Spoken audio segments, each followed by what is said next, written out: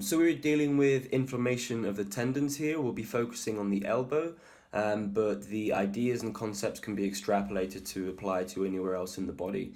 We're working with manual therapy for two things. Firstly, to release any immediate types of discomfort or stresses or built up and held tension, but also, of course, to assist towards ongoing efforts for full rehabilitation.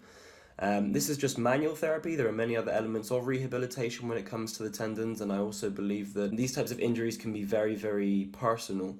The fact that they're overuse injuries suggests that it's a pattern, it's a habit that has been carried on for some time. And this is why it's a very individual thing. But there are definitely some general ideas with regards to manual therapy that I believe can help towards the ultimate recovery of the area. Mostly focused on something that I've suffered from a while, which is more medial epicondylitis. Tennis elbow or golfer's elbow, I can't remember which it is, climber's elbow. In any case, the thing that we have to remember is, first of all, if I have the issue here, when tension builds up further down the chain, down here, it's going to pull on this, but the actual tension and the stress that's causing that is happening further down the line as well. So what I start with is just a basic mix of two oils, Helichrysum metallicum. This is a Helichrysum metallicum oil, and also a wintergreen oil here. I've used these two brands for the past few years, and they've been absolutely fine for me, and I find that this is enough. 5 drops of each on the affected area, so just 5 drops of each. Start with massaging it into the area. As I said, I'm looking more at the medial epicondyle here, but I will mention some things with the lateral too. Once getting the oil in, I just use the knuckles just to start kneading into the tissue of the forearm first of all. Remember I mentioned that when tension is building up here, it's going to be pulling on this part here, so it's going to be causing more of the immediate issues if you're particularly, for example, that day feeling that it's pulling quite a lot. Start releasing the forearms. I just use this kneading action. There's a forward technique of just pressing forward, and of course a similar backwards, just pulling along. And you can apply exactly the same idea for the other side too. So previously I had issues with this epicondyle, and it was a case of first of all releasing here. One technique I'll also use is just simply again digging in with the knuckles here, and like a type of pulling the rug from underneath someone. And then just use this pulling action and catching the skin. This can also be done quite nicely with a rubber lacrosse ball, but it's not necessary. I think for me, with these types of protocols, if you can just get this stuff done with your hand, and it means you have all the opportunity to do this whenever you are without any necessary equipment. So just pulling back here, I'm working towards the bone down in here as well. And you can notice that I've actually, I haven't gone yet to the actual epicondyle area. This is quite deliberate. One of the mistakes that I made in the past was really going in for the epicondyle, thinking that because the pain was there, the issue was there, and actually kind of made it worse, because I was just consistently digging into it. But what I will do, I'll get in just below the epicondyle here. So as opposed to being up towards the upper arm, I'm coming down towards the lower arm. I just catch it below, and I just press inside. I try to stay on the tendon, and what you can feel, if you start to feel small fibers that feel a bit crisscrossed, and if you press into them deeply, make sure you're not pressing into any pain, you may feel it go ding, ding, ding. Depending on where you're pressing, you might push off the tendon, so try to stay on it. I'm working with about 60% pressure here, nothing too crazy, maybe more, 70 perhaps. But it feels fine, I'm not feeling any pain, so I know that I can just check and see if there's anything immediately by the epicondyle. Working around it as well. Of course, the same concept can work here if you start working upwards with these epicondyles on the lateral aspect. You can also work in here. And one thing I won't neglect as I'm working generally with the muscle belly at the moment is the muscle belly of the biceps and the triceps as well. Because some things can be happening up here that can be transferring issues down and vice versa. So also here, I'll just work into the heads of the biceps more towards the insertion, and a bit with the tricep as well.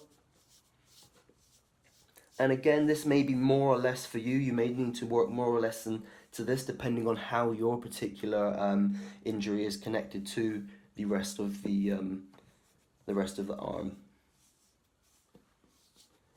So for me, it's not so terrible, so I focus more down here.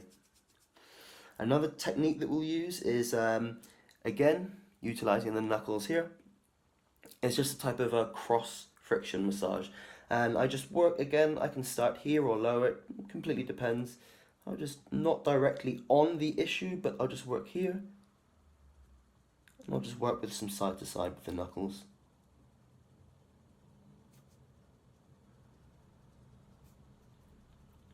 Slowly making my way down the arm. Now that the arm's actually gone a bit dry, I'm going to start using another technique, which for me has been really, really great. If it's not too slippery, you can just use the hands, but if it is feeling a bit still oily, I'll just put it around my arm. I'm going to start with my hand over the top of the tendon here. I'm going to grasp it just like this, and I'm going to catch the skin. This is what I'm looking for, holding the skin underneath. So I hold the skin in place with a clamp grip. I'm just holding with about 50% tension, just so I can twist my arm. The skin is staying in place, but underneath, the muscle is moving away from the skin. And I work this all the way down the arm. I'm turning internally with the arm at the moment. I go down, and then I work back up. And now I go the other direction. So I hold and I go out. I slowly work down. I make sure I can get a good grip of the skin. I work all the way into the wrist and back up again. Just turning outwards. The forearm is relaxed. Okay, now it's a bit drier. I can show you with the hand. What we're going to do now is the same concept. I twist it, I'm holding the skin, but now I work with the hand. I go 1, 2, 3, I'll go like 5 to 10 whilst holding the skin. I work further down again, give it another 5 to 10. You can also work with types of rotations and things, but this is just a simple frame, up and down, and it's fine. I lock again here. So we went to 10, and then here. And now I worked internally, but holding the skin. Now I'm going to hold the skin and work externally. So I'm here, I'm pulling inward, and I repeat.